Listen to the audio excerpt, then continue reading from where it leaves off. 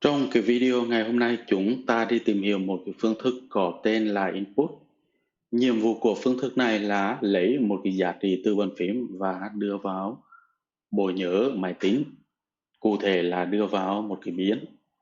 Cái thứ hai, chúng ta đi thực hiện một cái ví dụ có sử dụng cái phương thức input và cái cấu trúc điều khiển if mà trong cái video trước chúng ta đã tìm hiểu.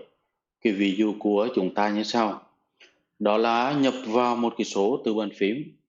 Nếu số đó là số 10 thì đưa ra thông báo bạn đã nhập chính xác. Còn nếu nhập vào các cái số khác không phải là số 10 thì đưa ra thông báo là bạn đã nhập sai. Ý nghĩa của chương trình này, số 10 giống như là cái password của mình vậy. Mình cứ hiểu tưởng tượng ra cái công việc là vậy. Nếu chúng ta nhập vào số 10 thì nó thông báo là chính xác, còn các cái số còn lại thì nó thông báo là bạn đã nhập sai. Rồi chúng ta sẽ soạn thảo chương trình. Đầu tiên là một cái câu thông báo để cho cái người dùng biết phải làm gì. Câu thông báo là hãy nhập vào số 2 chấm. Rồi khai báo tiếp một cái biến A. Biến A này thì nhận một giá trị từ bàn phím input. Rồi sử dụng. Sau khi có giá trị A thì đi kiểm tra nếu A nó bằng 10. 2 chấm thì làm gì? Đó là đưa ra cái thông báo print bạn đã nhập chính xác.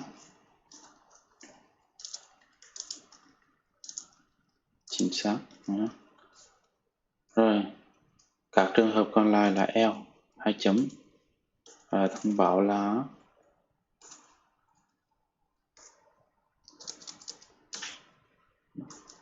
print bạn đã nhập sai. Chương trình của chúng ta đã hoàn thành. Các bạn tiến hành lưu vào file, vào save. Cái tên của mình là bài tập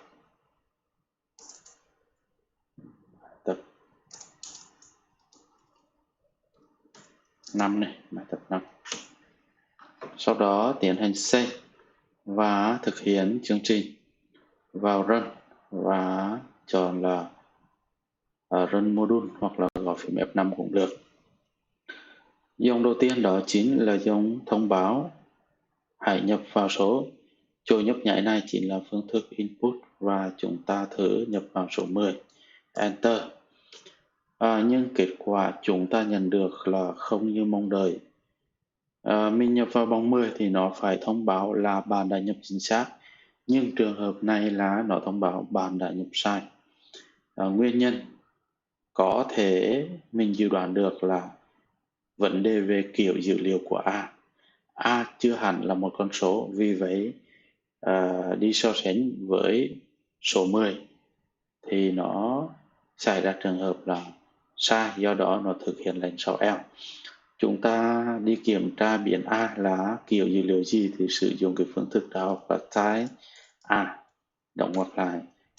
Và như mình dự đoán là A là một cái chuỗi chứ không phải là một con số.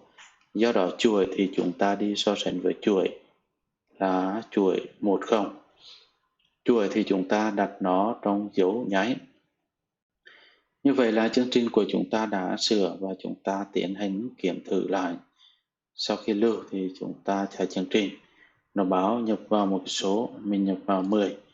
Thì kết quả bây giờ đã như mong đợi là bạn đã nhập chính xác. Ta thử nhập vào một cái con số không phải là 10, xem nó thông báo như thế nào. 12 chẳng hạn, Enter. Thì nó thông báo là bạn đã nhập sai. Chương trình của chúng ta đến đây là kết thúc và nó đã cho ra kết quả như mong đợi. Trong chương trình này chúng ta sử dụng hai cái phương thức. Một phương thức mà trước đây chúng ta đã học, đó là print, in giá trị của biến hoặc là chuỗi văn bản ra màn hình. Phương thức mới cung cấp đó là input. Input là đợi nhận một cái giá trị từ bàn phím. sau đó đưa vào một cái biến. Còn câu lệnh rẽ nhánh if mà chúng ta đã học trước đây cũng đã được sử dụng trong cái bài toán này. Nếu thỏa mãn điều kiện là A bằng 10 thì đưa ra cái thông báo là bạn đã nhập chính xác.